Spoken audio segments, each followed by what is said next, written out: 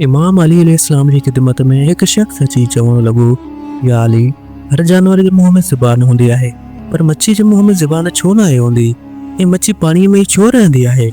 बस ये चवण हो तो इमाम अली अलैहिस्सलाम फरमायो, हे शख्स, याद रखिए, अल्लाह मच्छी के मुंह में ज़ुबान भी ॾिनी हुई ऐं उनखे इहा ताक़त भी हुई त जीअं हूअ खुशकी ते हली सके, पर अफ़सोस हिन पाण ते इहो ज़ुल्म कयो।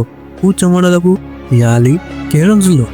इमाम अली अलैहिस्सलाम फरमायो, जॾहिं अल्लाह आदम में रूह खे विधो ऐं इहो हुकुम ॾिनो त हर फ़रिश्तो हिन खे सजदो करे, पर शैतान इनकार करे वेठो, अल्लाह जी नाफ़रमानी कई। हू चवण लॻो त मां त बाहि जो ठहियल आहियां ऐं हीउ त मिटी जो ठहियल आहे। त पोइ शैतान खे अल्लाह पंहिंजे दरबार मां कढी छॾियो।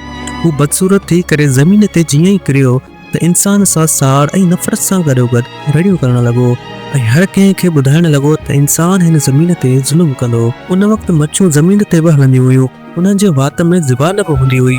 शैतान सभिनी खां पहिरियां मच्छियुनि खे भड़कायो ऐं इहो चयो त इंसान जॾहिं ज़मीन ते ईंदो त हू पंहिंजो पेट भरण लाइ तोखे ज़िंदा पंहिंजे चाकूअ सां कटींदो।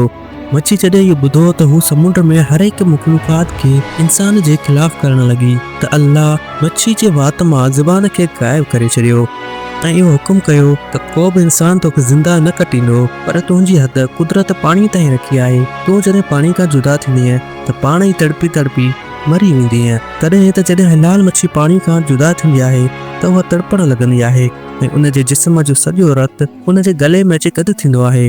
उन जे लाइ मच्छीअ खे ज़िबह नाहे कयो वेंदो, छो जो ज़िबह करणु उन लाइ वाजिबु हूंदो आहे त जीअं जानवरनि जे रॻुनि जो सॼो रतु गोश्त खां अलॻि थी करे वही वञे। अल्लाह मच्छीअ ते इहो क़ानून लागू करे छॾियो आहे त जॾहिं उहो पाणी खां जुदा थी तड़पंदी आहे त मच्छी जो सॼो रतु मच्छी जे गलनि में अची गॾु थींदो आहे ऐं ईअं मच्छी जो गोश्त रत खां पाक थी वेंदो आहे।